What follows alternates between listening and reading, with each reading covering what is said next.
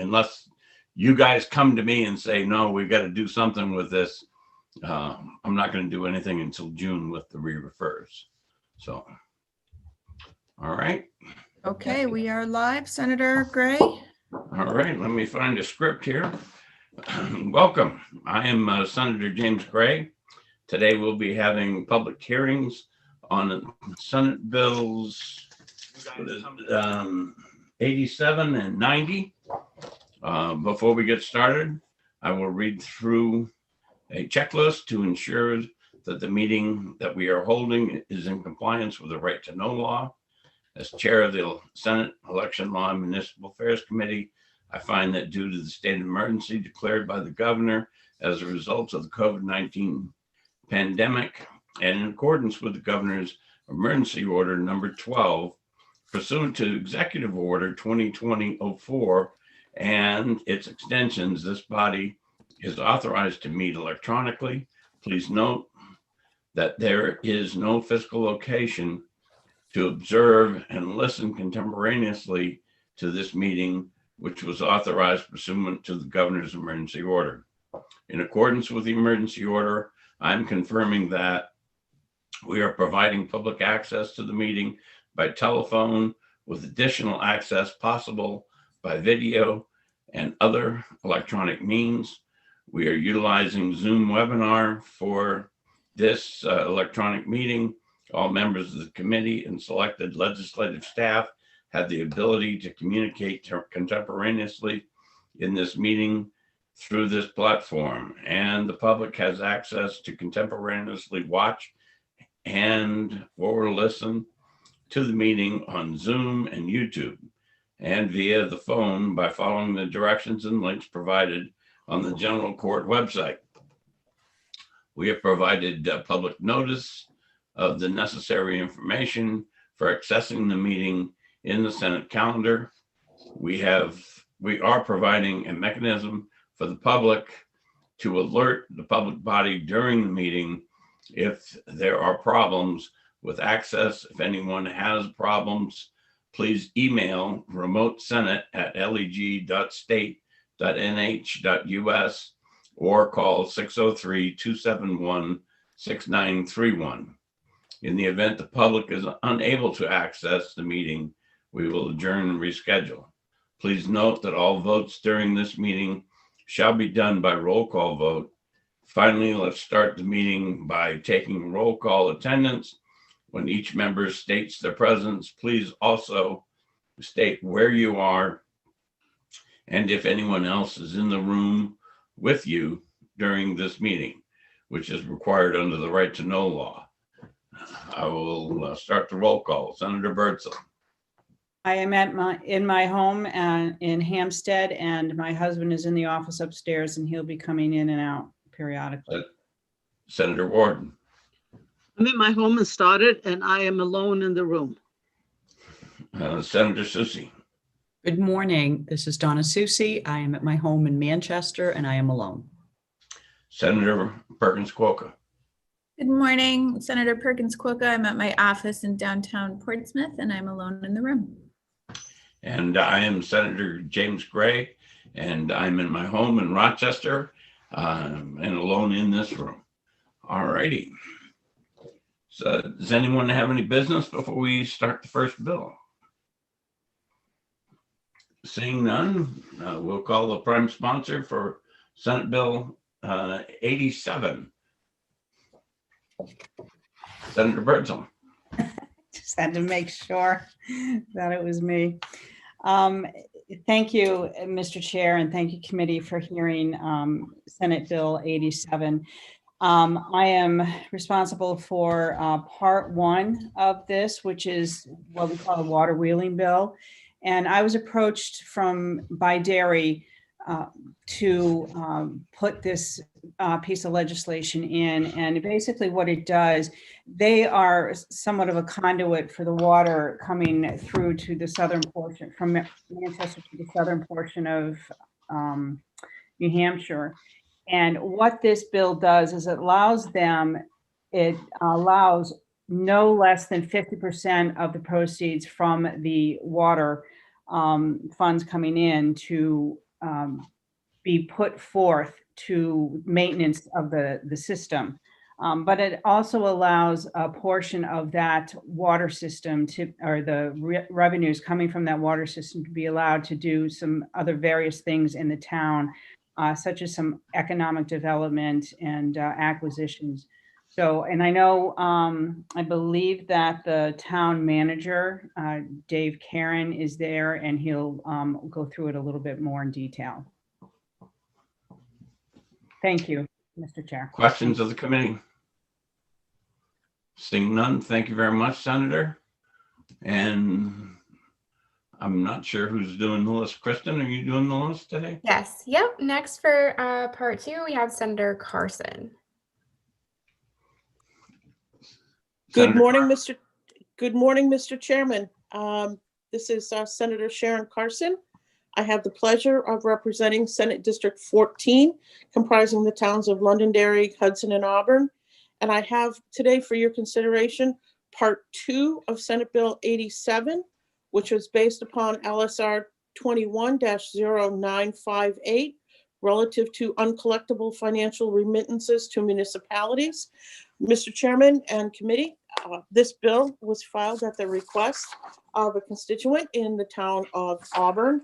And basically, what it does is it amends the current statute to enable a municipality to charge a fee for any financial remittance issued to the municipality that is returned as uncollectible.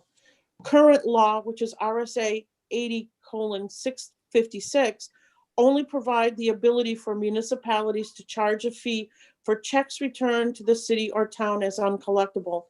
No other form of financial remittance is identified in the current statute. With more and more services by cities and towns being conducted through online transactions, payments for services are being made by methods other than paper checks. Financial transactions can be done by ACH transactions, electric funds transactions or EFTs, credit card payment, or other electronic means. Despite the convenience of electronic payments, they are not foolproof and can be returned as uncollectible in the same manner that a check can. Many municipalities have learned this during the past year as they have transitioned to more online services and transactions as a result of COVID. And the suggestion is that we broaden RSA 80:56 to broaden the means of payments municipalities receive to enable municipalities to collect a fee for any form of financial payment. I would like to add that this is an item that the New Hampshire Municipal Association Finance and Revenue Legislation Committee has unanimously endorsed, and I believe that it was adopted at their annual legislative policy conference that was in October of last year. That approval will provide New Hampshire Municipal Association's full support. I would also, I'm going to end my testimony here, Mr. Chairman. I've actually got to get to work. So I would ask you just to hold your questions. There are folks that are going to be testifying that would be able to answer your questions. Thank you very much. All right. Considering that, Kristen, I think Senator Bradley's next. Yes, Senator Bradley is next. All right.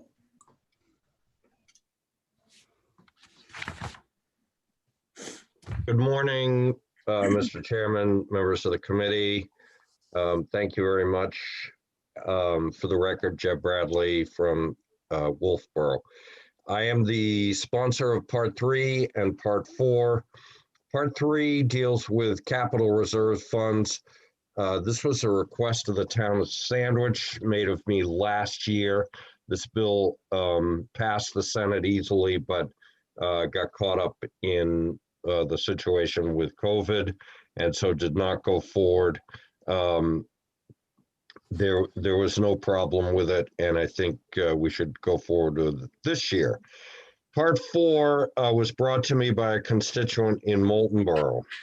I think given the, and what it does is it requires on the official ballot, any bond issue greater than $1 million to be included on the official ballot, as opposed to voting at the town meeting if you are not a Senate Bill 2 town. The concern expressed to me by my constituents was that given COVID and given, sometimes the difficulty of being able to attend in-person meetings, that a bond issue of such magnitude of over $1 million ought to have an official ballot vote. I agree with that. I think that it allows for greater transparency and accountability and participation by the voters. Now, there is some question as to whether, and the way it was written, would require a 2/3 majority. Other ballot bond issues are 60%. So that may be something the committee wants to look at, but I hope that the committee will go along with requiring bonds of this magnitude to be put on the official ballot. So I'll stop there and happy to answer your questions. Questions from the committee? Seeing none. Thank you, Senator. Thank you very much. Kristen. Next to speak, we have William Herman. Mr. Herman? Thank you. My name is William Herman. I'm the town administrator for the town of Auburn. I am the constituent that Senator Carson made reference to.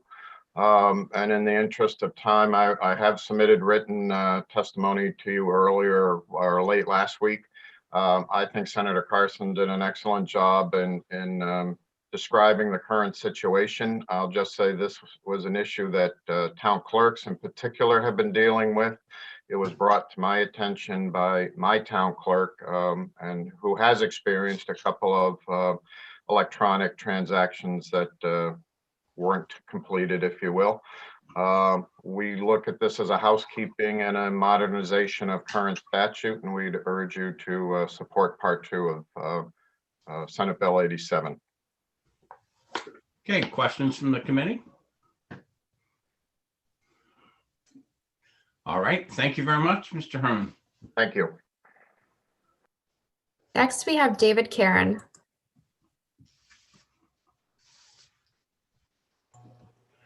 Good morning. The audio okay? Yes, it is. Excellent. Thanks again. Good morning. Dave Karen, Town Administrator in Derry. And I appreciate the opportunity to voice my support for Senate Bill 87, Part 1, relative to the expenditure of water funds. Passage of this bill would assist the town of Derry with meeting its economic development goals for the benefit of our residents and the residents throughout the state of New Hampshire. The town was approached a few years back by the Department of Environmental Services seeking the town's participation in the Southern New Hampshire Regional Water Interconnection Project, an ambitious program which now provides water generated by the Manchester Water Works to communities south and east of Derry. Derry's robust water system infrastructure is now used to convey water from Manchester to Point South. As we all know, state fiscal policy requires municipalities to rely upon its property tax base to fund a majority of local services. With this in mind, our town council initially was somewhat apprehensive to share one of our critical economic development tools, the water system, with the region, but also wanted to be a good neighbor and help ensure that an ample supply of clean quality water was available to the region. As the intermunicipal agreement governing this partnership was developed, the town looked for opportunities to ensure that the town would not be adversely impacted economically by its participation. During these discussions, the town council became comfortable with this partnership as we began to identify other economic development tools which may become available through the availability of wheeling revenues. RSA 38, the statute governing water systems, currently restricts all revenues to the water fund, as it never contemplated such a project as this and its potential impact upon regional economic development. Passage of this bill would allow the town to further expand its economic opportunities by investing in various initiatives, whether it be the extension of municipal sewer to areas of the town not currently served, or by participating in various economic development activities as authorized under the Industrial Land and Facilities Statute, as well as the Municipal Economic Development and Revitalization District Statute. Of course, our first obligation and priority will continue to guarantee that our water system has the resources necessary to both perform under the intermunicipal agreement and to protect the system's integrity.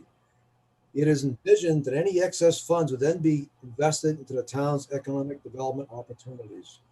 This plan of action benefits both our water customers and the dairy property taxpayers who have shared the town's bond rating capacity, as well as other resources over the years to assist with the water system's growth, reliability, and financial strength. Again, thank you for the opportunity to offer comment on Senate Bill 87, Part 1.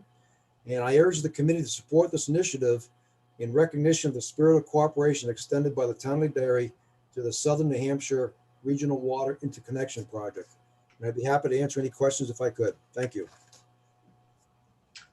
Committee questions? Seeing none, thank you, Mr. Karen. Next speaker will be Frederick Van Magnus. Good morning. Are you able to hear me? Yes. Thank you very much. Good morning, Mr. Chairman and Senators. My name is Frederick Van Magnus, and I'm a voting resident of Moulton Borough, New Hampshire. I appreciate the opportunity to provide testimony in support of SB 87 Part 4 as drafted, and I will be brief. I have asked Senator Bradley to submit changes to RSAs 33 and 39, requiring the towns and schools place all bond articles over $1 million on the official ballot. However, the proposed changes would still allow smaller bonding decisions, such as purchasing a fire truck or making road improvements totaling less than $1 million, to continue to be handled as part of regular town meeting. Consider for a moment the fact that the election of local public officials or changes in zoning, both of which impact an entire community, are always on an official ballot. But in non-SB2 towns, all bonding transactions are determined in town meeting, where only a small portion of the total taxpayer base is in attendance. This just doesn't make any sense to me. Unlike annual budgets or fiscal year decisions made at town meeting, bond article decisions, which have long-term impacts on everyone, should be on the official ballot so all voters have the opportunity to be heard. Existing RSAs can disenfranchise numerous resident voters who may not be able to attend town meeting. This certainly became evident during COVID, when many did not attend town meeting due to health risk for them or their families. Things like work obligations, vacations, wedding and funerals, ill health, or even bad weather prohibit voters from being able to be present to weigh in on a large and certainly long-term bond question. Currently, many folks are excluded from these decisions that affect their wallets long-term. It doesn't make sense whether doesn't matter whether a person is in favor or against a significant bonding article, because this cuts both ways. But not being able to be physically present at a specific time and date eliminates any chance to vote, period. An official ballot vote would allow for broad participation by the entire community. Remember, bonding is a long-term obligation of taxpayers in town or school districts, so placing bonding articles over $1 million on the official ballot is reasonable and equitable. In summary, this legislation allows for full accountability and representation for all voters, costs absolutely nothing to do, is fiscally responsible and straightforward to implement. But it does allow every resident the opportunity to have a voice on significant bonding decisions. And I ask for the full committee support to approve Part 4 of SB 87 in its entirety. And I sincerely appreciate the support from Senator Bradley on submitting this bill to the committee and to the legislature. Thank you very much for your consideration. Questions from the committee? Seeing none, thank you, sir. Thank you. And next we have Cordell Johnston. Mr. Johnson. Thank you, Mr. Chairman and committee members. I'm Cordell Johnston, representing the New Hampshire Municipal Association. And I'm here in support of Part 1. and Part 2 and Part 3. And since no one has asked questions on any of those, I'm going to assume that I don't need to say very much, but I would be happy to answer questions on, especially on Parts 2 and Part 3, Parts 2 and 3. But otherwise, I'll move on to Part 4, and unfortunately, this is the one part that we have to oppose. The Part 4 does a couple of things. One, it requires a 2/3 vote rather than a 3/5 vote for any bond over $1 million. And our concern on that is it could cause confusion to have one threshold for a bond under $1 million, which would stay at 3/5, and a different threshold for a bond that's over $1 million, which would become 2/3. It also would be a change because for SB2 towns, the threshold for all bonds has always been 3/5. So that would be a significant change. As I say, we have a concern about that, but our bigger concern is the provision that would require that bonds over $1 million be voted on the official ballot, even in a town that has a traditional town meeting. That's a real problem because it takes away any ability for the voters to debate or amend the bond article. If you have a bond for, say, $1.5 million, and the voters believe that the matter can be accomplished for $1.3 million, currently at the town meeting, they can amend the number down to $1.3 million. I used and I copied Senator Gray on my email to Senator Bradley as an example. In my town, coming up this year, we have a bond article for $3.2 million for upgrading the sewage treatment plant. And there's no disagreement that I don't think there's much disagreement that the bond is necessary or any disagreement about the amount of the bond. But there's a big disagreement about how it should be paid for because some town residents are on the town sewer and others are not. So as you can imagine, those who are not on the town sewer think that the debt service should be funded entirely by user fees, while those who are on town sewer think that it should be funded at least in part by general revenue. And I know there's going to be a big debate at town meeting about how that should be funded. There will be probably amendments from both sides. And that's a healthy debate that should happen. If this bill passes, if Part 4 of this bill passes, that debate could never happen. And that ability would be taken away from the voters. So it would be the selectmen just decide what goes on the warrant. The voters have no ability to affect that. It's just an up or down vote. I understand the concern about people not being able to get to town meeting to vote. If people want to vote on everything by official ballot, they have an option, which is to adopt the SB2 form of town meeting. I'm not supporting that. I'm not a fan of it, but if that's what the voters want, they can do that. But this would be a significant problem to take the ability to debate and amend bond articles away from the town meeting. So with that, I'll end, and I'd be happy to try to answer any questions. Seeing no questions from the committee, thank you very much. Kristen. And if anybody else would like to speak on SB 87, please raise your hand now. And I am seeing Frederick Van Magnus raising his hand for a second time. Oh, okay. Mr. Van Magnus, just so that you understand, second talks, I limit them to 1 minute. So speak quickly. Thank you, Mr. Chairman. I shall. Just in discussion from the New Hampshire Municipal Association, we all must remember that all bond articles are required to have a specific public hearing with notice in the newspaper, and there's plenty of opportunity for the public to amend any portions of a bond article via the public hearing process.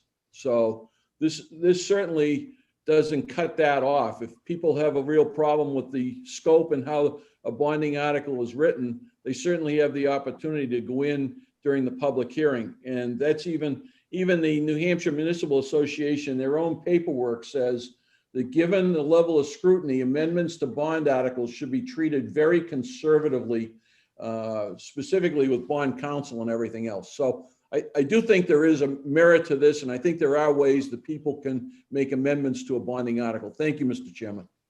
Okay, thank you. Not seeing any questions, and I don't. Kristen, do you have any other hands up? No, if anybody else would like to speak on SB 87, please raise your hand at this time. And I'm not seeing any additional hands raised. Okay, close the hearing on SB 87. Since we only have 3 minutes before the next hearing starts, we'll just take a short recess and give everybody a chance to get their paperwork.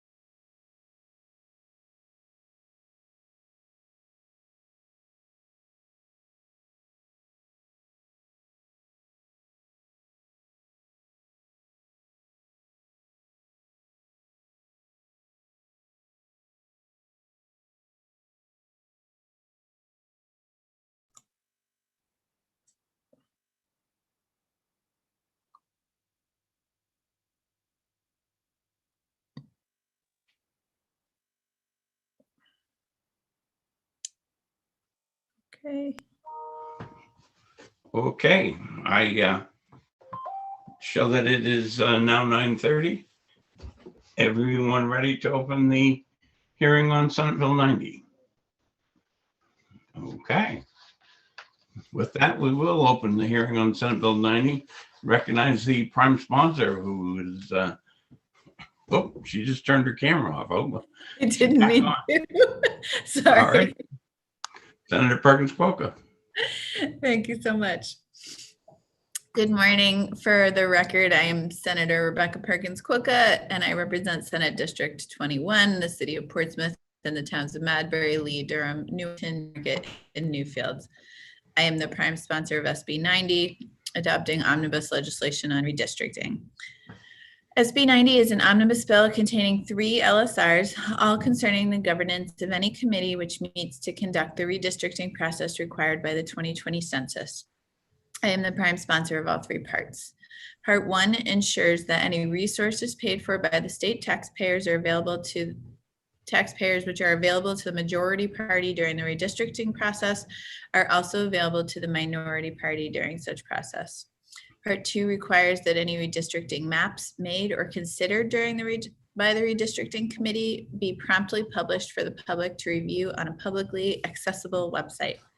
Finally, Part 3 ensures that all meetings of the committee tasked with redistricting are open to the public, including via live stream for those unable to attend in person. Far too often, there is at least a perception that district maps are drawn behind closed doors. I believe that SB 90 will help ensure a fair, honest, and open process as the general court develops the district maps which will be in place for the next decade. This process should involve both political parties as well as members of the public and be conducted with the utmost transparency. I believe SB 90 works towards this goal. As you all have heard me say before, this year more than ever, we must each do every single thing that we can to ensure our democracy is protected and that no voter has any reason to question the integrity or fairness of our process. New Hampshire takes its civic duty too seriously not to set the example across the country as the beacon of how our democracy should function. Many communities and voters across the state support at least this level of transparency, if not a full independent redistricting committee, which is something we as a committee, of course, have already discussed. Such support is evidenced by resolutions being submitted or already passed in communities all across the state. I know of 2 in my district and that there are over 20 that have passed, including in towns such as Derry and Rochester, and 23 submitted for town meeting, including Wolfboro, Alton, Derry, Rindge, Wyndham, and Hollis. Mr. Chairman, thank you for the opportunity to present SB 90, and I'd be happy to try to answer any questions from the committee. Questions? Seeing none, thank you very much. Kirsten. And our first speaker is Liz Tentarelli. Ms. Tentarelli. Good morning, senators, and thank you for this opportunity to speak. I hope the audio is coming through all right. Yes, ma'am. Thank you. My name is Liz Tentarelli. I'm president of the League of Women Voters, a nonpartisan organization that has fair maps and redistricting as its top priority this year. So I thank you all for considering this important transparency bill. Now that both the Senate and the House have voted down independent redistricting commission bills, it's time to look at what the Senate and the House really plan to do in terms of their committees doing the redistricting. And you people have been so wonderful over the years at being transparent in your public hearings, and even now in this COVID era when they must be remote, that I first want to express my appreciation for that and encourage you to aim for the same kind of transparency as the redistricting process goes on. That is public hearings by electronic access as well as in public, a website that posts the maps, which this does, equal party access to any resources, which will include, of course, mapping software that will need to be used to do this very complicated job. Now, none of that happened in 2011, and I was active in the league at that time. I went to 2 of the so-called public hearings on the redistricting plans, where there were no plans, there were no maps being shown. And in fact, the legislators who were appointed to go to those meetings, there were 3 people at each of the meetings I attended, had nothing to say about the maps because even they had not seen them. that process was really done in secret. And that is not in the spirit that I see going on right now in the legislature, a spirit of openness. So I urge your support for this bill, and I hope you will look at my detailed written testimony that I sent, which gives further background on that 2011 process that did so much to shake the faith of the public in the redistricting process. I'd be glad to take questions if you have them, but thank you for your consideration of this bill. Questions from the committee? Seeing none. Liz, I'm sure that the other senators also. I did read all of the material that you sent me, and I do send you a lot. Thank you, Senator. the questions I guess that I would have is RSA 91A would apply to this any committee that was set up for redistricting as it applies to these hearings. Is there a flaw in RSA 91A that should be addressed, or is it sufficient? It is, my concerns are based on the 2011 experience, where eventually those public hearings were held, but they were held quite late in the process, and there really was no topic to be discussed. The plans were not shared. They were taking public input that was very vague. And in fact, the members of the committee themselves were not privy to much of that information until just days before they had to vote. So it is avoiding that kind of problem that I think was the spirit behind SB 90 that's being proposed now. This is a confirmation on your part of the openness that I believe you really want to see happen. Senator Birdsall, I saw your hand. Yes, just a quick question. When you say that the committees went out and was it which committees? Was it the House and the Senate? Was it just the House? Do you remember? I remember that the two that I went to in two different counties were House members who were serving on the House committee, but they were not in that inner circle of members who were actually drafting the maps. I don't recall seeing senators come around with maps or plans or discussion. They may have, but I don't know it, and I've seen no reference to it. Thank you. Thank you. Any additional questions? Okay, thank you, Mr. Tentarelli. Thank you. Next, we have Deborah Green. I do see someone on here under the name Debbie, so I'm going to bring her in and see if that is Deborah Green. Debbie, are you there?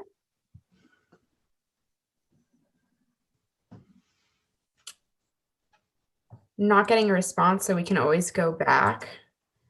So we'll just keep moving on. Next, I have James Meniere. Yes, I'm Jim Rumanier. I'm from Roxbury, former selectman. I fully support the bill, and I support everything and echo everything that Liz has brought up in her prior testimony.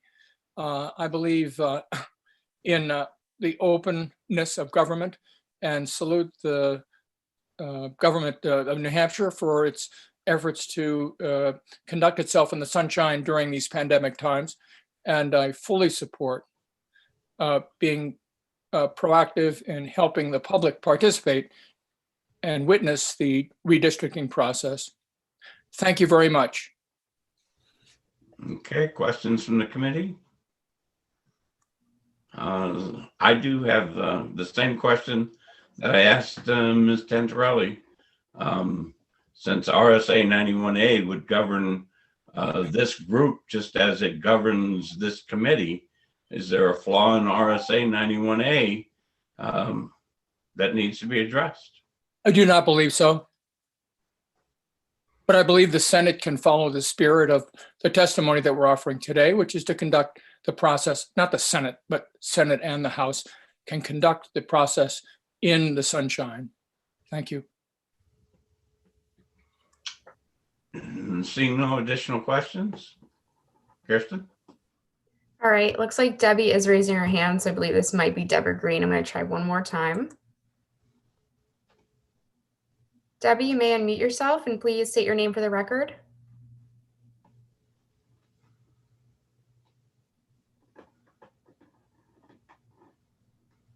Again, not hearing anything. Her hand's raised, but she's not unmuting herself. Okay, we'll just keep moving then.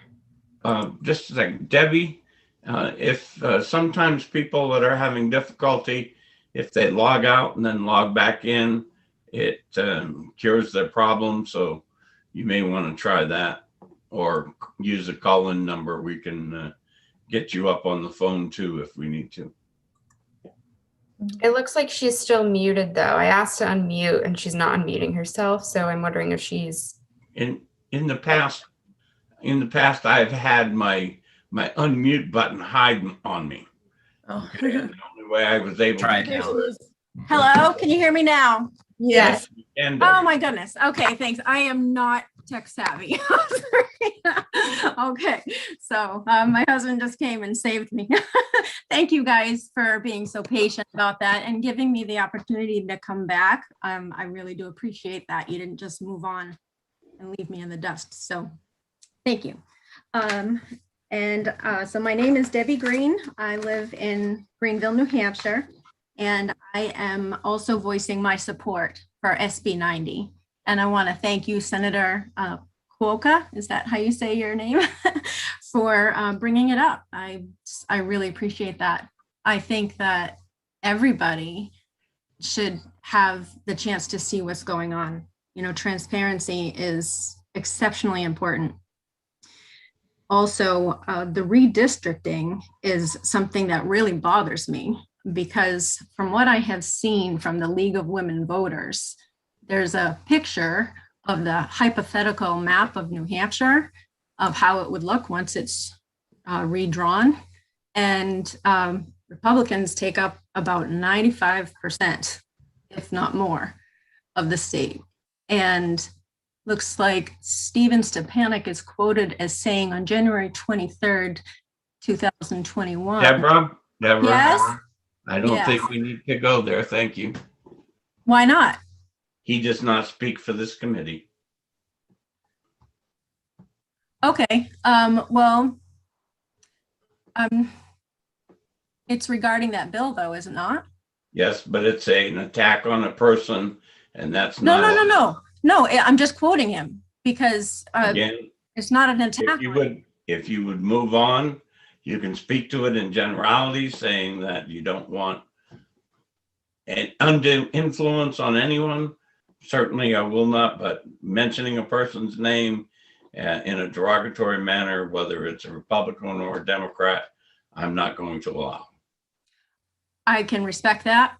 I just also do want to remind you, I was not going to be derogatory. I'm just simply stating that he was stating that because Republicans are in power, he can guarantee that a Republican would go to Congress in 2022. So I'm not using that derogatory. I'm just saying this is what he said. And I don't believe redistricting would be fair because of those things. Biden won New Hampshire by a large amount, but he had 424, 921 votes, and Trump had 365, 654. So that just didn't seem right to me. So I want to voice my support for SB 90. Questions from the committee? Seeing none, thank you. Oh, Senator Birdsall. Thank you, Debbie, for testifying. I just have a question. Okay. What map maps are you referring to? Because no maps have been drawn as of yet, and we don't even have the numbers from the census. Okay, so maybe maybe it was incorrect. It was a map that I saw from the League of Women Voters for a hypothetical redistricting of what that senator wanted to do. And I wish that I was a way I could show that to you here, but I can't. I don't know how to do that. Well, again, thank you, but would you believe that no maps have been drawn at this point, and we have the numbers from the census as of yet? Okay, good. That's wonderful then. I just wanted to make sure, or I just wanted to point that out and say that if that were to happen, then I do think that would be fair. Additional questions? Seeing none, thank you very much. Anyone else on the list? Next, we have Ken Barnes. See here. All right, Mr. Barnes.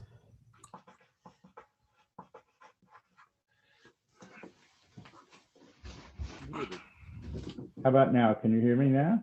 Yes. Yes. Oh, so sorry. I was muted. Hello, my name is Ken Barnes. I live in Kentucky, New Hampshire, and thank you for letting me speak in support of this bill. I think we all understand how important it is for the public to have access to transparency in government. It is fundamental in the United States, and it is even more fundamental in the state of New Hampshire. Our Constitution, the state Constitution, Part 1, Article 8, is very, very clear in saying how important it is for the people to know what their government is doing. It reads, all power residing originally in and being derived from the people, all magistrates and officers of government are at all times accountable to the people. And then in 1976, the people of New Hampshire amended Part 1, Article 8, reinforcing this right of access to all public meetings, all public records, because it is so important. It says government, therefore, should be open, accessible, accountable, and responsible. And responsive. Accessible, accountable, and responsive. To that end, the public's right of access to governmental proceedings and records shall not be unreasonably restricted. And that's from the Constitution of the state. And then, of course, we enacted RSA 91A, which is the right to know law, which can't do less than the Constitution does, and specifies being even more clear about what is open and what is not. And the 91A law has been interpreted to have a clear preference for transparency in government. The Supreme Court has used words like how important it is for the people to know what their government is up to. People need to see the process. So this transparency that this bill requires for the free press and for, frankly, all the citizens of New Hampshire is crucial to our being able to function as a democracy. And nothing could be more crucial than the way that our electoral lines are drawn, and our districts are drawn in a way that is fair to all of the people and not unusually or drawn for special interest or anything else. Transparency is key. It's in the Constitution. Our democracy depends on it, and I urge you to support this bill. Thank you very much. Questions for Mr. Barnes? Seeing none, thank you very much. Kirsten. And next we have Phil Hatcher.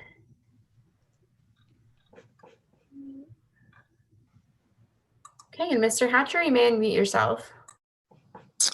Good morning. Thank you, Mr. Chair and the other members of the committee. My name is Phil Hatcher, and I'm a resident of Dover. I'm testifying today to urge you to support SB 90. On February 10th, the Dover City Council passed a resolution calling for the redistricting process to be transparent and open to public input at all stages. I believe this is one piece of evidence that there is broad support for this bipartisan bill across the state. Actually, I don't think this is a bipartisan bill, so let me strike that for this bill across the state. One counselor did vote against his resolution in Dover, however. Although he supported the sentiment of the resolution, he was concerned about the council getting drawn into a partisan political fight. This makes me wonder, how can calling for open and transparent redistricting be part of a partisan fight? Do some people think that the only way they can attain their political goals is through a closed process with no public input? Why should redistricting be any different than the consideration of bills to create new laws where there are mandatory public hearings such as this one? Public trust in government is severely eroded because people believe that politicians too often act upon their own self-interest rather than the public interest. Gerrymandering in particular is disliked for this reason by people of all political persuasions. And remember, supporters of both parties are hurt when one party draws district boundaries for political gain. Consider New Hampshire's notorious second executive council district, in which Democrats were packed to improve Republican chances in the other districts. Republican voters in the second district had their voices taken away, which in particular could be problematic when executive council decisions impact their local towns and cities in ways not understood by the councilors in other districts. Please vote out to pass an SB 90. Please vote for open and transparent redistricting. Please take one step towards rebuilding trust in government. Thank you very much. Question? Seeing none, thank you. Kirsten. Our next speaker is Bob Perry. Mr. Perry, you may unmute yourself. Good morning, Mr. Chairman and members of the committee. Bob Perry, Stratford. I speak in support of SB 90, and I'll concede there will be some overlap in my presentation, but I do make a few points that confirm what has been said before, if you will be patient. As I read the analysis of this bill, I asked myself, what's not to like? This bill represents what the majority of New Hampshire inhabitants want, consistent with what good government is about, and what this legislature has the opportunity and capacity to deliver. The provision in Part Roman 1 at new section 1414 small d makes the process fair and equitable. Any resources, which would include software developed from taxation, would need to be made available to the major parties in both chambers. If I were to make a suggestion based on my experience serving on the House Special Committee on Redistricting in 2011-2012, it would be to add the word concurrent with regard to the distribution of those resources. In other words, everyone receives these resources at the same time. This section does not restrict either party from procuring resources not developed through taxation, which also makes the process a fair horse race. The provision in Part Roman 2, also at new section 1414 small d, requires that maps considered or created be made available to the public on a public internet website. I am confident such a requirement is within the realm of the state's technical ability to produce. In the last redistricting process, again, as member of the Special Committee on Redistricting, myself and others were asked to represent the committee at public hearings scheduled in the various counties. Please don't hold me to it, but my memory is I attended at Carroll and Belknap counties. However, the provision for website access would greatly enhance the public's opportunity to follow the process almost in real time and be able to view map creation as it evolves, comparing the latest version with previous versions. The provision in Part Roman 3, also at new section 1414 small d, would provide for public access to legislative meetings, not just confined to viewing, but public comment authorized. We have all become accustomed in the last year to the benefits and ease of participating in meetings held by video streaming. I will take this opportunity to thank those who have made virtual attendance so streamlined and accessible to the viewing and participating public this session. This is a common sense, good government bill benefiting all legislators involved in the drafting of maps and with active public participation in determining the final product. And I thank the committee. Okay, are there questions from the committee members? Seeing none. Thank you, Mr. Perry. Kirsten. Next is Olivia Zink.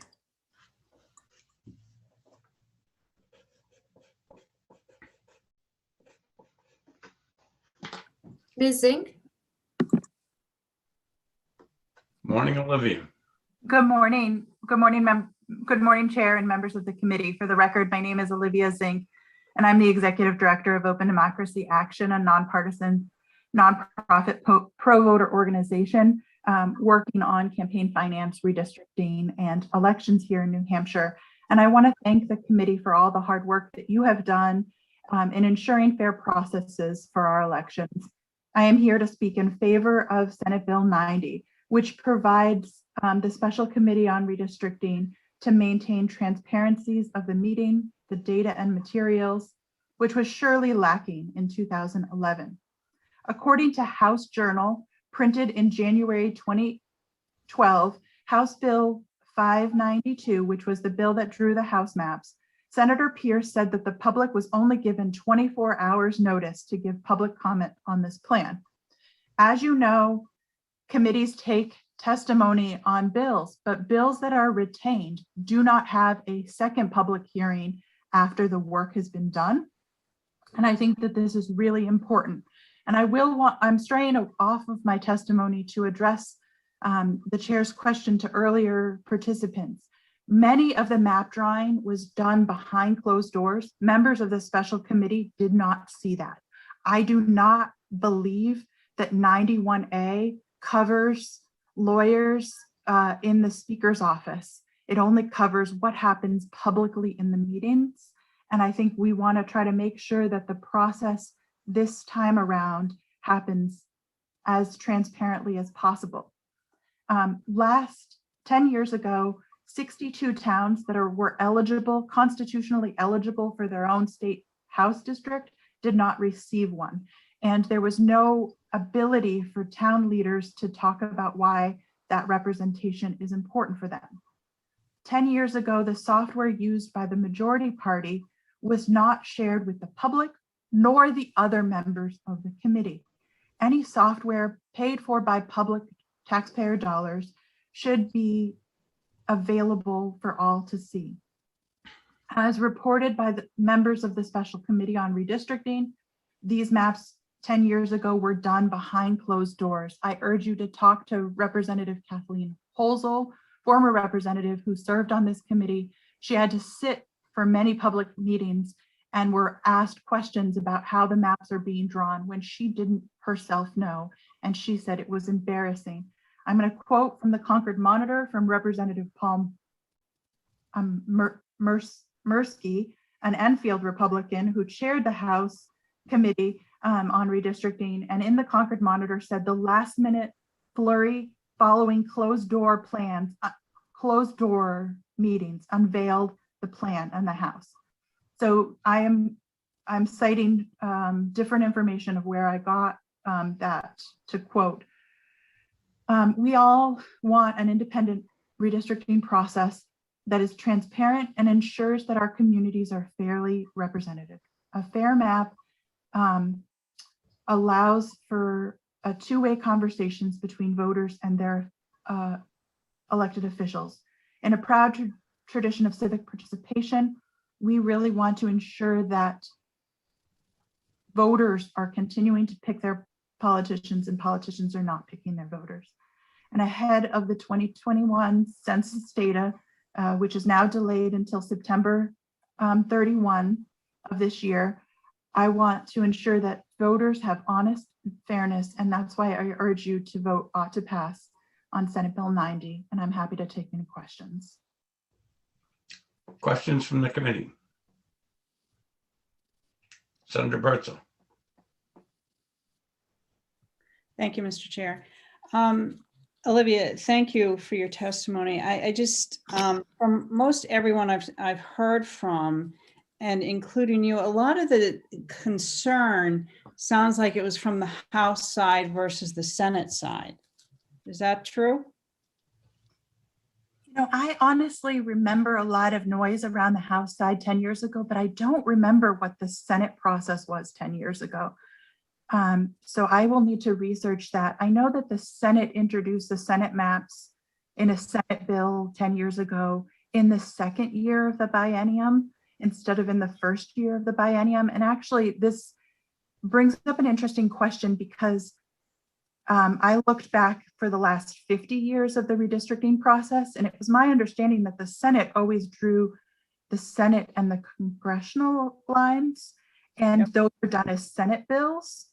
And this year, I find it very fascinating that the House maps, the Senate maps, the Executive Council maps, the congressional maps, and the county maps were all introduced as House bills, House Bill 50, 51, 52, 53, 54. And so I don't know, or is the Senate planning to draw some of the maps as the first version of the Senate this time, or are you as senators deferring all of the map drawing to that House Special Committee? That would be a question, I think, from the chair, but my understanding is we're going to do what we normally do, our own maps. So again, I have talked to Senator Bragdon on the process from last time, but from what I'm hearing, most of the testimony is on the issues for the House. So would you believe? Well, I believe Senate Bill 90 would cover both the House and the Senate process. So it would cover both bodies. Thank you. Additional questions? Seeing none, thank you. Our next speaker is Lucas Meyer.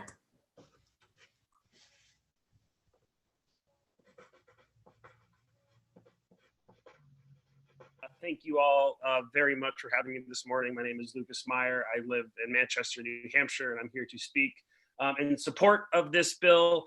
I think when you look at the redistricting process as we play out over the next year and a half here, I think we are in an incredibly unique situation, both combined, I think, with the public's general shaken trust in government, as well as a much delayed census process with data coming in months later than anticipated.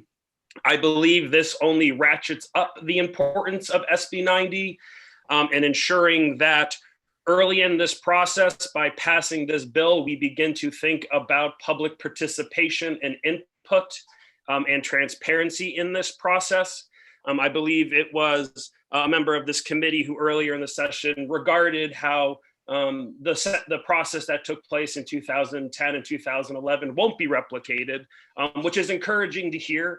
And I think by passing SB 90, we can begin to alleviate some of those concerns in the public domain, which has been shaken by comments made by partisan leaders in the state, chest thumping about partisan gerrymandering in the state. And while the committee does not listen or adhere to those partisan leaders, it is important that the public knows this committee is committed to an open and transparent process. As far as the 91A concerns that were raised by Senator Gray, I do not believe 91A covers Zoom meetings or a map or any processes that might happen, amongst staff, amongst lawyers, even amongst two members of a committee getting together to talk about districts. And I think given the unique nature and the public impact of redistricting, I don't think anybody would argue that it's not prudent to go above and beyond when it comes to transparency and accountability in the redistricting process. And with that, I'll leave it there. Thank you all very much. Questions from committee members? Just one question for me. Would you believe I don't agree with your assessment of RSA 91A? I would very much believe that, Senator. All right. Thank you very much. Kirsten. All right, if anybody else would like to speak on SB 90, please raise your hand now. I have 2 hands raised currently. I have Louise Spencer and Liz Tentarelli for a second time. All right, Ms. Spencer first. Ms. Spencer. Hi, thank you thank you, Mr. Chair, and thank you to the committee for taking my testimony today. I am co-founder of the Kent Street Coalition, which is an all-volunteer grassroots advocacy organization. I am speaking here today on my own behalf, but I would say that this issue of redistricting and fairness in the process is one that almost more than any that I can think of has motivated our membership to action. The concern is deep, and people are aware of the issue in ways they were not 10 years ago, and feel that it's vital for us to have a fair, open process around redistricting. I would just like to point out that right now we have a crisis in our country, in our government, in our body politic, and that is that we are divided as never before. And there is a lack of trust that across the aisle on both sides, feeling that it's hard to engage across the aisle. And what this bill would do is to bring things out into the open so that all members of the public can see what's going on and can buy into the process. And at the end of the day, know that it was a fair, open, and transparent process. I feel the main reason perhaps to adopt this bill is to affirm the commitment to building back the trust in our body politic and reaching a hand across the aisle to one another, saying that yes, we can work together and we can, on our most basic fundamental rights, and that is the right of voting and fair representation, that we can do that in a way that doesn't favor one party over the other or doesn't try to exclude certain people, but really attempts to make it as fair as possible so that all voices are heard in the process. I know that both the House and the Senate did not adopt the bills that would have established an independent commission. And I know that the governor vetoed bills that came to his desk last time around. My understanding is that there were concerns about the how commission members would be chosen, about some people had concerns about the constitutionality of the bill. And it was more in those sorts of details. What I never heard was any concern about the commitment that the bills had to fairness and transparency. And I would love to see this bill adopted as a way of recommitting to those basic principles. In terms of RSA 91A, I can't speak to the details of that, but I can say that affirming its principles would always be a valid and positive act for a legislative body to take. And it speaks to the people about a commitment to having an open government. So with that, I guess I should have begun by saying that I fully support SB 90. I think it was clear from my remarks, but I think I neglected to actually make that explicit. So with that, I conclude my testimony. Comments from committee members? Seeing none, thank you. Do we have anyone else that hasn't spoken for a first time? Just Liz Tentarelli for a second time has her hand raised. All right, you can bring her up. All right, Ms. Tentarelli. This is Jim Gray. Remember that speaking for a second time, I do severely limit the time. Usually I say a minute, but I'm a little bit lenient on that. So just keep that in mind, Liz. Thank you, Senator. I appreciate this opportunity. I apologize that a hypothetical map that I included in a slide presentation was misunderstood by one of the people who testified earlier. It was a hypothetical map illustrating that the congressional districts in this case could be redrawn very, very differently and still meet the ratio, the proportion that is needed to satisfy the requirements. I will fix that slide. It does say hypothetical on it, but I will make it more obvious or I will remove it. So I'm sorry if that led to confusion. I certainly was not suggesting that any maps have been drawn yet. Thank you for the opportunity to let me clarify that. All right, thank you. Questions? Seeing none. Anyone else?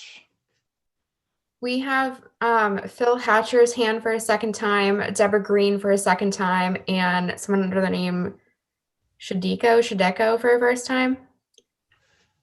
Take the first time people first. All right. I'm sorry if I'm mispronouncing your name here. Please state your name for the record. Yes, my name is Shadeko Tarai. I live in Cornish, New Hampshire, and I'm representing myself in support of SB 90. I've been listening to today's session, and I respectfully submit that it bothers me that Senator Jim Gray keeps asking if RSA 91A is flawed. I read RSA 91A, and this bill, SB 90, is not your, Senator Gray, my apologies if I sound, upset, but I don't feel that your question is a good argument for not supporting SB 90, which is meant, the intent is to reinforce specifically transparency to build the trust in voting. Thank you very much. Okay, questions from the committee?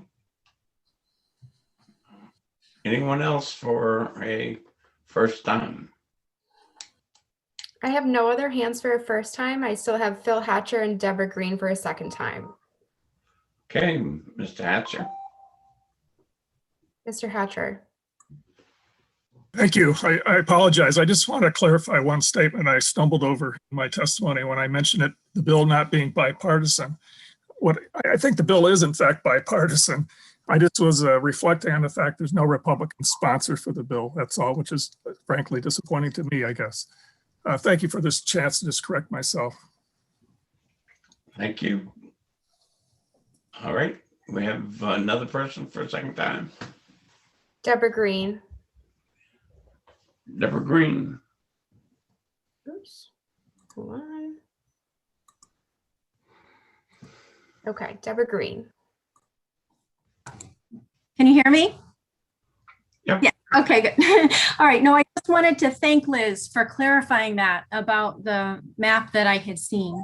And because I do not ever want to rely on just hearsay or information that isn't accurate. So I do apologize. And I am wondering how that would happen anyways, so that I can get really more accurate and up-to-date information. Questions? Seeing none, thank you. Anyone else? Senator Perkins-Coker. Yes, Chairman, just very briefly, I wondered if either you or I would be able to read into the record the numbers of folks that have signed in support and opposition on this bill. Kirsten? Yes. So I pulled this list before the meeting, so the numbers may have changed slightly since then. But from right before the meeting started, I have 368 names signed in support for this bill, 11 in opposition, and 0 for neutral. Thank you very much, both of you. Anyone else? I'll close public hearing on Senate Bill 90. Do we have a motion to go into executive session? So moved. Second. We have a motion, a second, to go into executive session. I will call the roll. Senator Bertzel, Yes. Senator Ward. She's shaking her head yes, so we'll take that as a yes. Senator Susie. Yes. And Senator Perkins Quokka. Yes. And the chair votes yes. We are in executive session.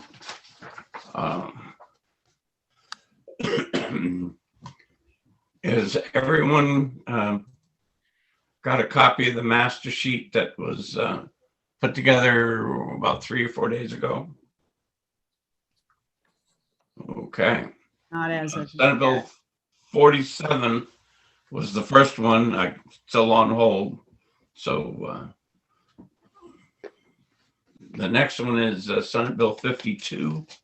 I think you've all received the latest amendment. If one of you ladies will quote the amendment number, I'd appreciate it. Yes.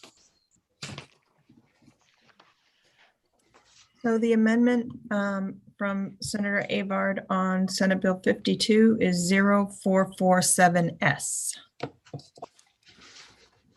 0447S. Okay.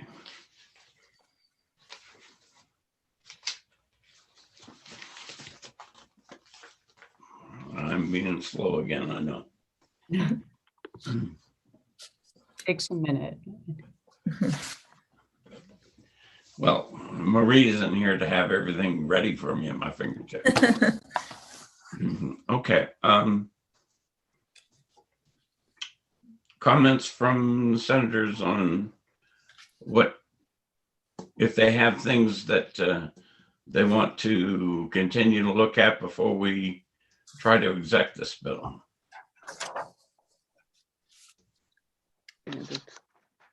Okay, I'll accept the motion on Senate Bill 52. Senator Susie. Yeah, once again, coming from the city of Manchester, that is a community that has a tax cap. It also has a spending cap. Even the amended language, I think, potentially causes concern for other communities that do have tax caps. And I recognize there were a number of people from Nashua who have concerns about issues in that city, and I recognize that, but I don't think this legislation as proposed, whether or not it's a solution for Nashua, I think it potentially causes problems in many other communities. So for those reasons, I don't support the original bill nor the amended version. Is there any way to target it strictly to Nashua? I guess I believe that there could be. Would it be legal to be able to do that? There is any number of laws out there, especially when you talk about the county conventions and the ability for them to elect commissioners and different things that are very specific and give particular counties particular rights to do. I did run this amendment past the Senate's attorney and the attorney in the city of Rochester. Mr. Lehman is on if you want to ask him questions, Senator Gray. If he would like to speak, I would allow him to. I didn't have any particular questions of him. Did you have anything that you wanted to say, Attorney Ling? I don't have anything particularly to say. Are you hearing me? Yes. I don't have anything particularly to say. I don't see, I understand Senator Rasusi's concern about unintended consequences. That's a fact of life with all legislation. In response to Senator Birdsell's question, yes, and I think Senator Gray, you answered exactly correctly. There's lots of special legislation dealing with individual circumstances that arise in political subdivisions that are available to the legislature to enact. But my review of this, I don't see how it's going to interfere with any existing tax caps, and I do think it solves what the supporters of the bill consider the problem in Nashua. So that's all I've really got to say about my review of it. And the opinion of the attorney in the city of Rochester was that they could support it, and they do support it. So, my community, is one of those affected, like Manchester. Some of the wording that we're actually changing goes back to the decision in Manchester and how the words were modified way back. So unless you think that you want to go back to the city of Manchester themselves or someone else, I would allow you that to give you another week. But Senator Gray, when it comes to, I do want to run this by Dairy because I know they have a tax cap. I just want to see what their thoughts are on it before I vote on it. And I apologize, I should have done this before. No, we're not trying to hurry this one. Certainly the emails that I've received, other than the ones that I've sent out myself and asked questions, have all been from Nashua residents, including the mayor. So with anyone have anything else to say before we put this one back on the shelf and take up another one? Okay, if you would all be ready to take some action on this next Monday, I would appreciate it. Okay. Next thing I have on the master list is 83. There is one section in 83, and please let me get that brought up on the screen. And Senator Khan had sent a new amendment that I sent out this morning to everybody, 0506S. And I think he had an amendment already, but this amendment combines that and some other changes.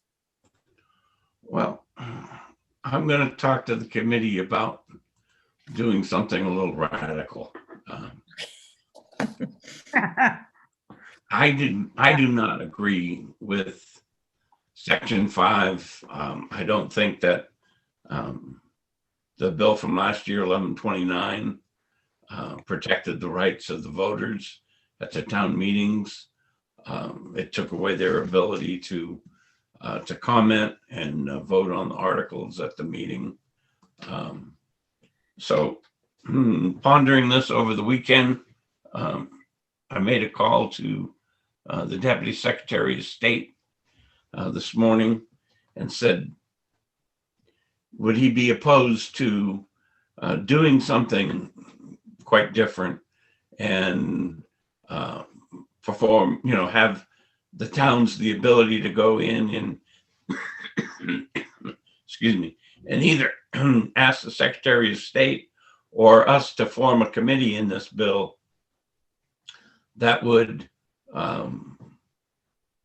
look at requests for special, exceptions to the laws that deal with town meetings because of emergencies and do something similar to that. I think that we would not have anticipated COVID 2 years ago and the things that had to be done. And certainly the way the law is right now, it either takes an executive order or a special bill through to go do something like that. I think that if you look at the financial side, fiscal committee is a committee that are supposed to deal, excuse me.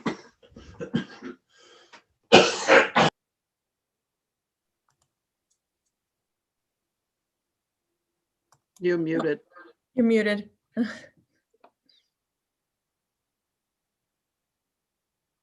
I think that, something like the fiscal committee,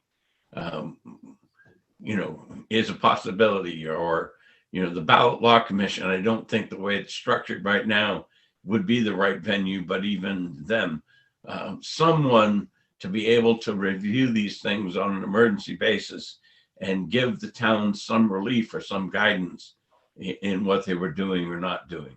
1129, the first article that you would have on the ballot in the original version of that was to authorize the use of the procedures in 1129.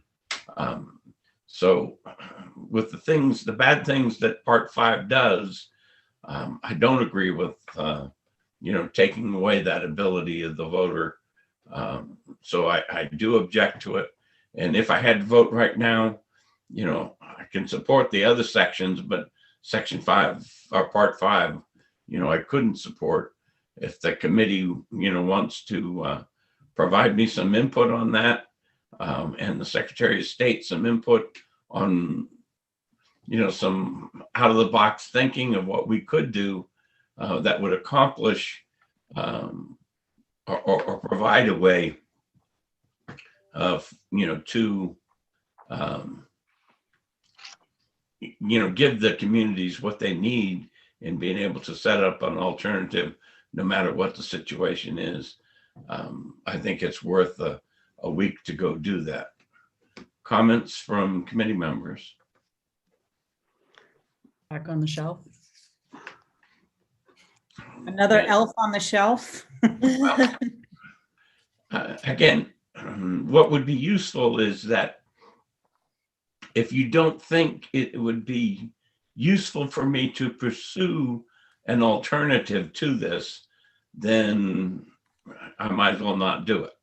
Okay. But if it is a possibility, something that you collectively, the committee can support, some alternative, I'd be happy to go do it between coughing fits and all that with my cold, but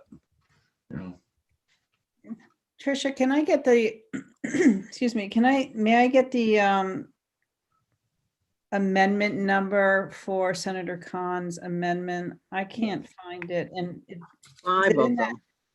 Huh? I have 5 amendments by Senator Khan. Oh, okay. For Senate Bill 83, the amendment number is 0506S, and I can send it right now to you. Okay. Great, thank you. all right. So Section 5 seems to be clarifying the Section 1 is clarifying the circumstances, person disqualified from performing the duties. Does anyone have an objection to what we've got right now on that? That was the 2 RSAs conflict, and we came up with a definition that fits both of them. All right. Establishing of the election information portal. We just heard about transparency. Certainly, the portal helps to do some of that in transparency and allows people to request things. If not, right now, it would not allow them to complete registration or that kind of thing, but it would allow them to do certain things. Recount fees. I did write an amendment on recount fees and I believe that I sent it out. The amendment, what it does is that if the difference is less than 0.5%, as I remember, I played with that number, and so Tricia will tell me, what my amendment number is, I'm sure, but make it free for those people that are less than 0.5%. But it would double them for, like 2 and 3%. And when we get past 3%, the law is already on the books that you would pay the cost of the recount. In my opinion, what we need to do is find out why Wyndham was our outlier, because most of our recounts are down in, with the changes down in that 0.5% or under 1% at least modification. So for the majority of people, this would not affect them at all. And if there was a change that got you down into that level of recount fee, the additional fee would be refunded to you. Or if you won the election or got down into 0.5%, the whole fee would be refunded to you. Well, what would happen if in a case like Wyndham where the percentage went way up? It wouldn't change the percentage, but what you paid at the beginning is the most you would pay. Okay. And there are those who think that across the country there were certain recounts that were requested that were within the laws of the various states, but were kind of frivolous, I guess is the word I would use. That there really was no expectation that the count would change. And all I'm trying to do is recapture some of the money. Certainly the fees that we've got in there nowhere near capture the cost of what it takes to do a recount. So. And that amendment number is 0346S. Yep. All right. The last one that I wanted to talk about, section 4, and there is an amendment on that also, I believe. Is that Just in? the size went big, so I, either I didn't send it or I didn't. Is it the same one? Did you put? It could be. Let me see. That was before Senate break, Yeah. So I remember what it is, but I didn't remember that. Didn't it change the font size?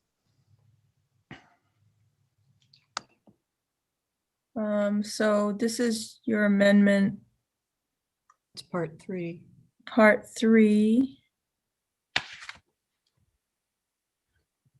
All right, I will figure out what's going on with that amendment. It is possible that I thought I had sent it to OLS and did not.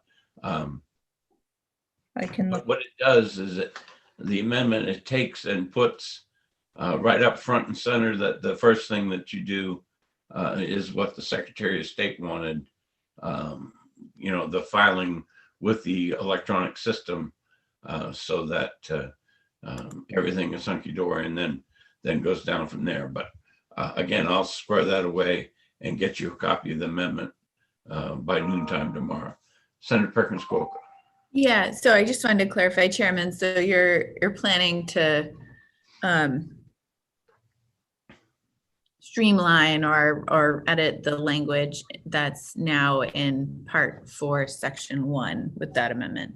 Right. And okay, great. The font that I came up with after speaking to the people over in archives, I guess I'm supposed to refer to it as an 8-point font. Okay, I didn't know I needed to put the word point in there, but they tell me that, that's important. And it needs to be the equivalent of that, because if someone puts together a spreadsheet and the spreadsheet is done in an 8-point font, but then when you go to print it, you say, print it at, 40%. Okay, certainly you don't have an 8-point font when you get done. So it does take part of that into consideration, and we'll get that to you. I thought I had already had, in mea culpa. I'll fix that. I just searched, I don't see it, but okay. Yeah, and it could be that, Senator Susie, I couldn't hear you. I was going to say, I don't remember seeing it either. I had looked through because I had tried over the weekend to just go through what was there and don't recall seeing that one in OneDrive.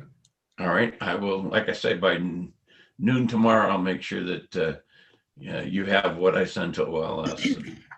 And then is there going to be any clarity to how the report is submitted? Just because I think the concern I had raised last time was that in reading this, I know the intent is to switch to the online format, but I know when I went through this the first time, I ended up submitting a PDF via email and then mailing a hard copy to the Secretary of State. So if that's the correct procedure, I just want to make sure that that's clear from this language. And I didn't know what the word sending meant when I went through this the first time.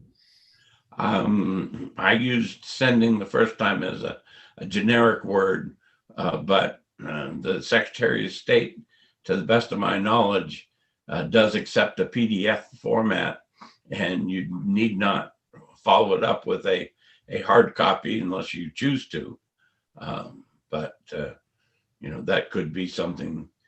The ones that they have the most difficulty in reading are the ones that the printer highly reduces the amount of a spreadsheet to get down to something, and those sent by fax.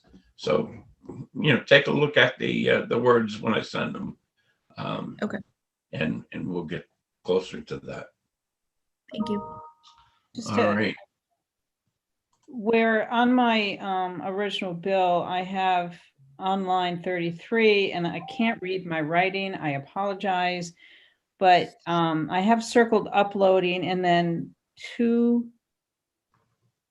where above sending, I have, oh, maybe that's the Secretary of State. I can't read it, but was there an alternative language that we had talked about there? With all those comments, I rewrote that section entirely. So.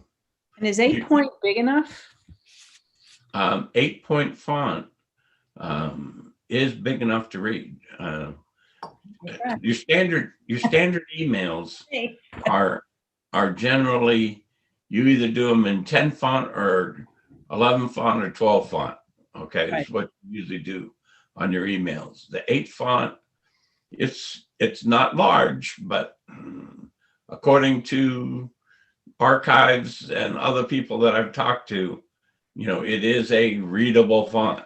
Okay, and I'm not trying to make people have to, have 52 lines for one entry, so that you can have a big font. I'm trying to be reasonable in there. And if the committee thinks that 8-point font is not large enough, we can certainly amend it to do, some larger font. Again, I was, trying to reach a reasonable compromise. Whatever the Secretary or the archives needs is fine. And, they thought that the 8-point was reasonable, but that again needs to be the final font after any reductions by the printer and stuff. So if you're doing one of these reports and you reduce it by 75%, you may need to start with a 10 or 12 point font. I get it. So that's the 8 point is the final, not the one going in. Yep. Okay, got it. Okay. 84. Or anybody, any other things on 83? We haven't done very well in getting to votes yet, but we'll get there. At least we know what we have to do to get there next time. All right. 84 is the next one.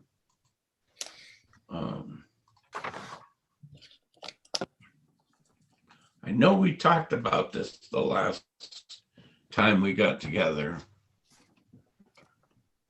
And I don't know that there was anything that I was supposed to do.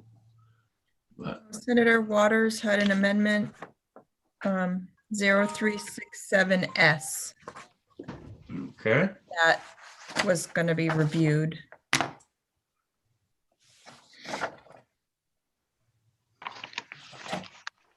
All right, I can send it out if everybody. I have it. I have it. Okay. and I'm sure that if you ladies have it, that I have it.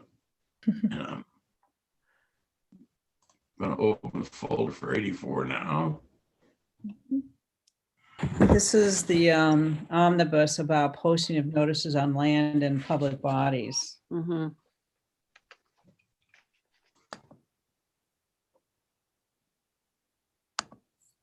Okay. So Senator Waters' amendment does part 3. Every legislative body, governing body, board of commissioners or committee of any village district established under this chapter shall be deemed a public body under RSA 91A and shall be subject to applicable portions of the chapter. Okay. The only thing I have concerns with is part 2, where it says, and I think we did talk about this, that the writing in the name and address of the owner or lessee of such land is optional. I just have a little concerns about posting. Is that the owner actually posting that or someone else? As far as I know, the owner is the only one who can post his land. Okay, yeah. So if he or she wants to post their address on there, they can, otherwise they don't have to. I have seen a lot of those things on certain trees when I go out watching. And sometimes they have address and name and sometimes they don't have it. So, but I've seen very often the name to contact if there is a problem with the address listed. So they're already doing it. Pardon? They're already on some properties, yes, but I don't think they're on all properties. because it's optional. Mm. All right. But I think these are mostly properties that are under easement that I have seen it. Oh, okay. I had two concerns. Section 1 calls for the use of purple paint. And I think we had testimony that purple doesn't have a significant meaning to most people. It's something that I guess is used out west, but here in the East, someone coming upon it may or may, might think it's some form of vandalism or graffiti, may not realize the intent of the purple paint. And the other issue was by making the posting optional, you're making it that much harder for someone who's trying to obey the law and trying to be respectful of someone else's property. Accidents happen, things do get on someone else's property. They should have some method of trying, particularly for hunters, trying to get on the property without trespassing. First making contact saying, my whatever is on your property, may I go pick it up? I don't know that the first two sections accomplish what. I know this was a constituent request for Senator Reagan, but they seemed of concern. The third section, and with the amendment with the new section, I think perfectly appropriate. I think it's just an omission that we hadn't put village district in that section of the law, making them have to comply with 91A. So I think, although I support section 3, I have some issues with 1 and 2. I've never seen purple paint. I see yellow paint. And many of the conservation organizations will have a small thing that they put on, you know, between spaces that says, this property is under easement by. And the private people can always put up a no hunting sign or private property or something like that. Mm-hmm. The information that I was able to get from the an internet search, you know, that the nailing of the notices to the trees has caused problems, both when the trees are harvested and as the tree grows. The harvesting of the trees, if there's a remnants of the nails that are in there, can cause problems when the tree is cut down, possible injury to the individual, damage to the equipment that's used to harvest the trees. The other thing was with the signs, that as the tree grows, the nail can actually get sucked into the bark. There's pictures out there of a bicycle where a tree is grown around that bicycle, you know, and the wheels are sticking out either end. But the trees kind of enveloped the rest of the bicycle as it grew. So, you know, the people, you know, and certainly the other thing about the posting of the name or whatever other information, that because of the sun and other effects of fading of that written material, that it doesn't sometimes last as long as the sign, even though the sign after a year or two, but the paint does last longer. Most of the stuff, you know, with the color purple, you know, it is much more standard out in the western part of the United States than it is here. You know, that people believe that it's longer lasting. It's an educational thing to educate the people who might be using the land. I don't think that it would take long to do that. So I guess I kind of support everything with Senator Waters' amendment. Do we think that we're going to get any closer by next Monday to agreeing on this, or? Do we, I mean, is every part 1 and part 2, I guess, where is everyone on this? Do we think it's needed?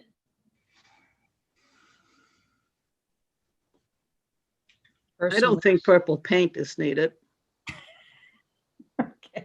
The thing is that most of the time, when you put up signs, so when you put, you know, a paint on the tree, it's usually at borders or along road so that people can see it, that this is private property or this is protected property. You're talking about signs, putting nails on the trees. You usually don't do that or don't need to do it in the interior of a forest. But that's the only time you really do it is to mark trails and mark boundaries. And you're supposed to use the stainless steel nail and not hit it all the way in to begin with. So, so do you think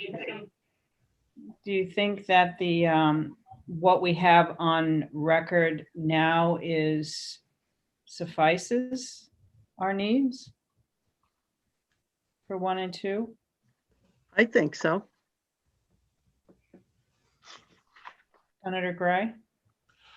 I kind of support the bill. I believe that New Hampshire would not be hurt by adopting both 1 and 2.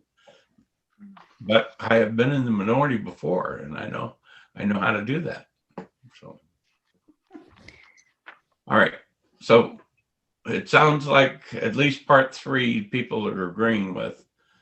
So what we're going to do is we will accept a motion, and I would guess that motion will be ought to pass, and then during the amendment section of this, we will take up the amendments, including a committee amendment, if you need to delete some.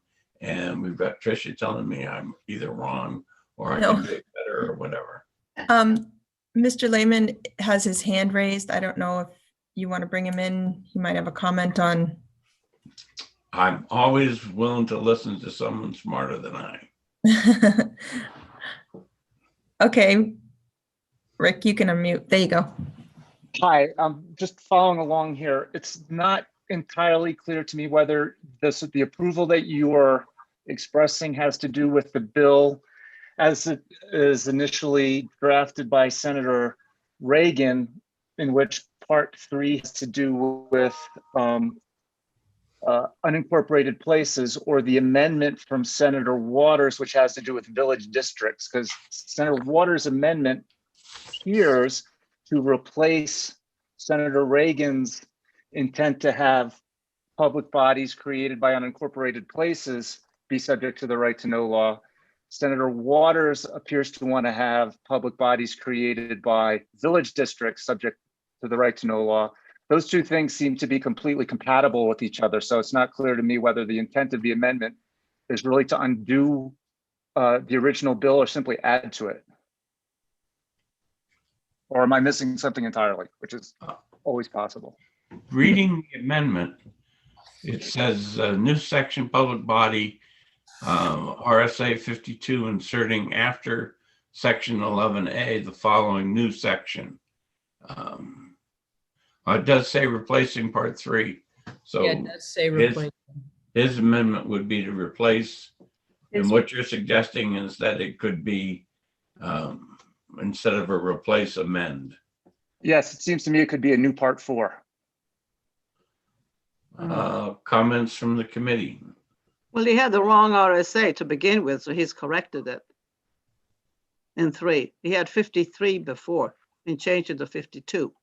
Right. Yeah, and I think it was Senator Waters' bill originally, part 3.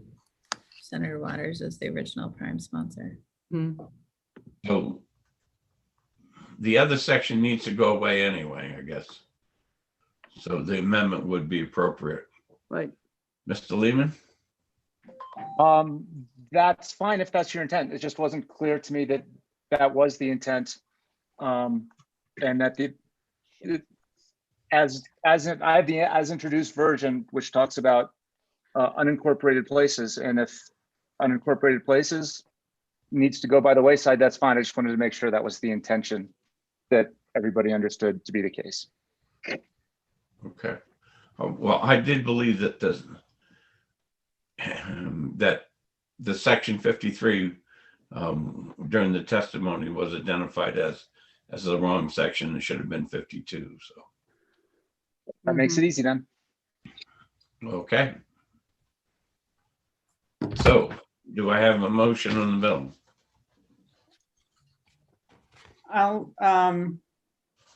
I'll move ought to pass with a committee amendment.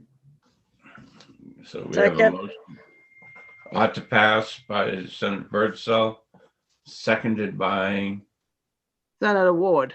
Senator Ward. Okay. And amendments. So I would move ought to pass on Senator Waters' amendment 0367. I have a motion of ought to pass I'll second. on amendment 0367S. And that's seconded by Senator Birdsell. Discussion? Okay. Senator Birdsell? Move ought to No, pass. just yes or no. Yes. Senator Ward. Yes. And Senator Susie. Yes. Senator Perkins Coca. Yes. And the chair votes yes, so that's 5-0 on the amendment. And do we have another committee amendment? I would move to eliminate sections 1 and 2. Senator Susie moves to eliminate section 1 or parts 1 and 2. Parts 1 and 2, excuse me. I'll Yeah. second. Seconded by Senator Birdsall. Do we have any discussion?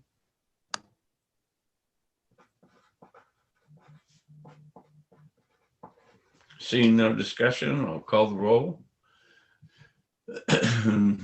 Senator Birdsall. Yes. Senator Warden. Yes. And Senator Susie. Yes. Senator Perkins Coca. Yes. And the chair votes no. And so do we have any further amendments?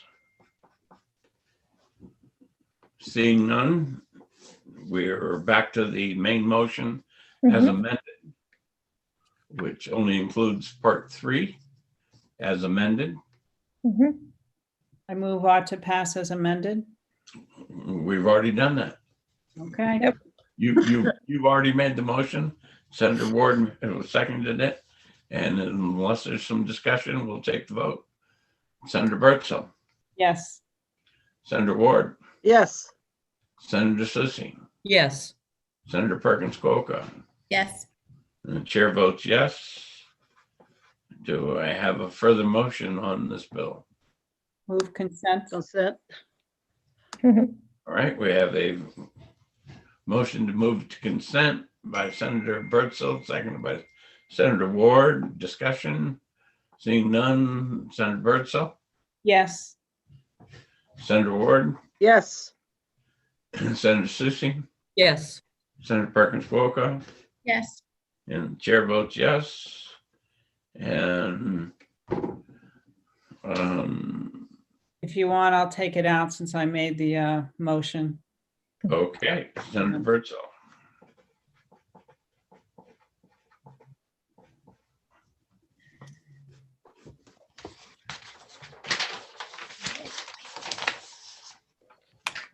Excellent. One day. Somehow I copied all that onto the wrong sheet, but that's all right. Yeah.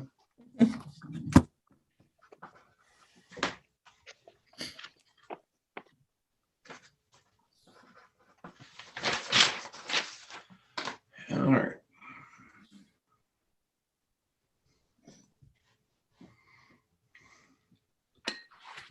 '87.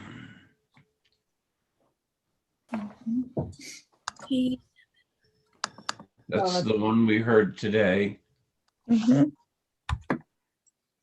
Anybody need some time to digest it?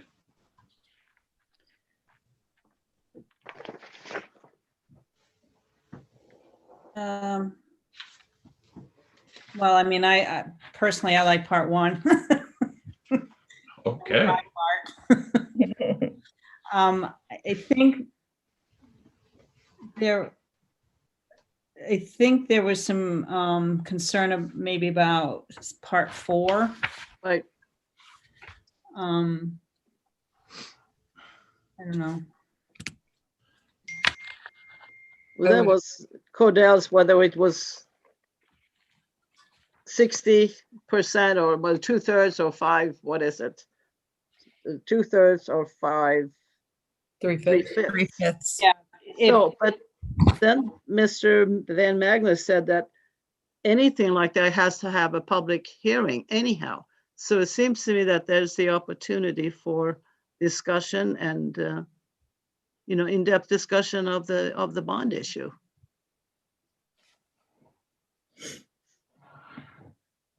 Personally, I'm not in favor of Section 4.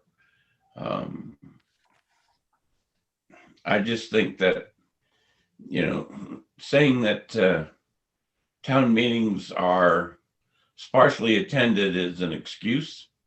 That if the people care, they're going to show up. That yes, in COVID and other emergencies, that we may need to make special provisions. But if we look at things that we're looking at in 83, we may be able to come up with a different system that would take care of they're concerned about the attendance at the meeting. So I can support 1, 2, and 3, but 4 right now is a problem for me. I would agree. Let's remove 4. It sounds like people are ready to take action. All right, so we will need an ought to pass motion for the bill. So moved. Second. Birdsell, seconded by Senator Susie. Okay, and we'll take up a committee amendment to delete part 4. So moved. Second. Okay, any discussion? Seeing none. Senator Birdsell, Aye. Senator Ward, Yes. Senator Susie, Yes. Senator Perkins Coker, Yes.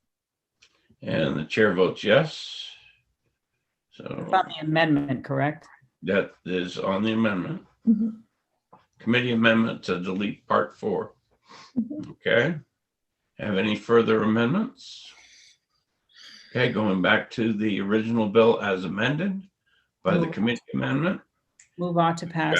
We've got an ought to pass motion already.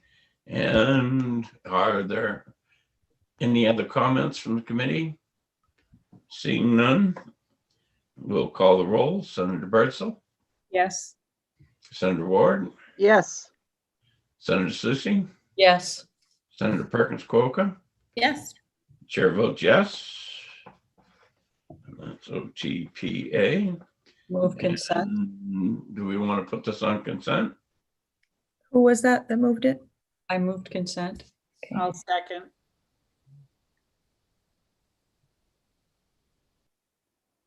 Okay. And we'll call the roll. Senator Birdsell, Yes. Senator Ward, Yes. Senator Susie, Yes. Senator Perkins Coker, Yes. and the chair votes yes. And does anybody want to take it out? I'll take it out. up. Do you want to take it out, Regina?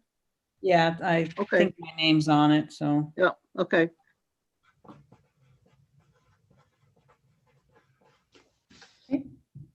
All right.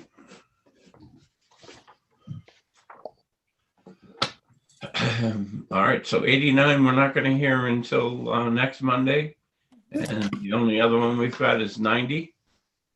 And 88? 88. 88 is waiting for Ruth to find the right organization.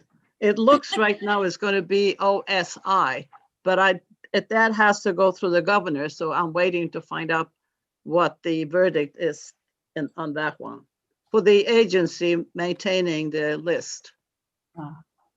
That's it. And I was hoping to maybe between now and the next meeting that I can check out where they are with that, but that's the only thing missing. Okay. Any other comments or on 88? Since I was just going to pass it right by, you know. Okay, seeing none. 89, well, we won't hear till next week. And 90. I guess I do want to make a comment. I think that no matter whether it's drawing maps or regular committee work or my work on the Rochester City Council, that RSA 91A gives me a guideline of what to do and not to do. I know that in the state, RSA 91A, allows caucuses to come together and discuss things. It allows groups that are not a quorum of the committee to come together and discuss things. Certainly, that if there is a resource out there, be that software to do redistricting that the government pays for, I have no problem, with making sure that that is available to all of the senators, just like any other resource that we have. Do I think we need a special provision to do it? Frankly, no. I think that in some cases that groups that may have been involved in the redistricting 10 years ago could not agree on what the maps should look like. That took a lot of time for them to get there. And that some of that may have been interpreted as, not wanting the public to see them. I don't personally believe that's the case. I think that, whomever is chosen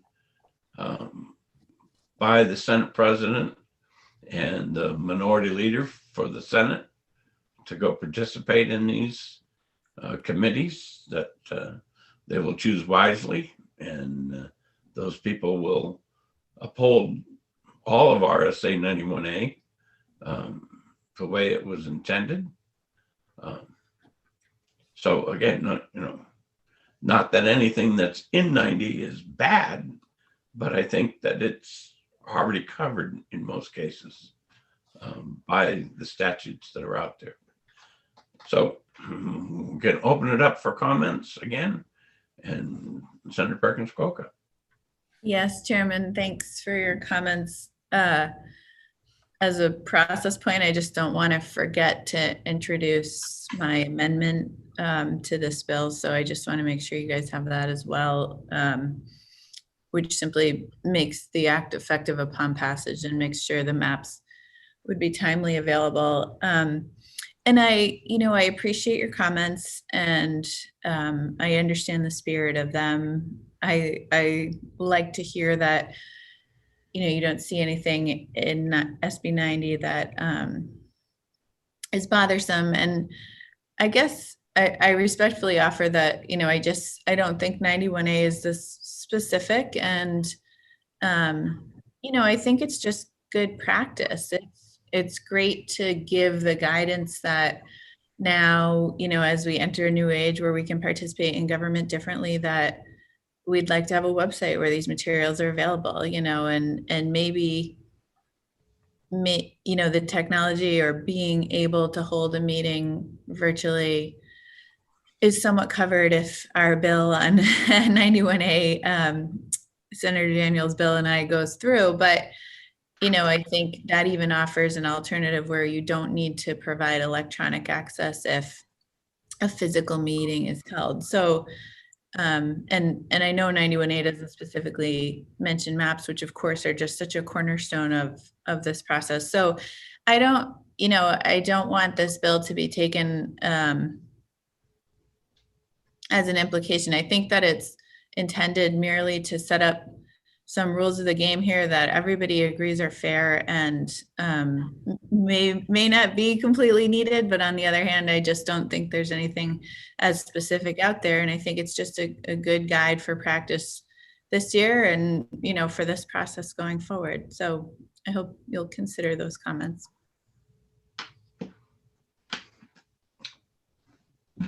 Certainly. Any other comments on? All right, I think I, for one, want to sit down and caucus on this one. So I'm not prepared to do anything at this time. So, all right. Anyone else for anything they want to talk? Because, you know, certainly not being able to talk about bills outside of this exec session is always tough on me. And I do try to get you out as any amendments that I either send or get back from the Office of Legislative Services as soon as I can, so that you do have them. The ability to do that also depends on you guys not sending back comments on individual bills, because then we start to get into the provisions of RSA 91A, where we're using successive emails to decide an issue. So I appreciate that you take them, study them, have a caucus on them for your own group, and then come ready and willing to discuss them. So, all right. Seeing no other comments, I guess we would take a motion to come out of executive session. So moved. Second. We have a motion and second to come out of executive session. Senator Birdsell, do you vote aye? Aye. Senator Ward? Yes. Senator Susie? Yes. Senator Perkins Quokka? Yes. And the chair votes yes. Any other committee stuff? No? All right, we'll take a motion to adjourn. So moved. Second. We have a motion and a second to adjourn.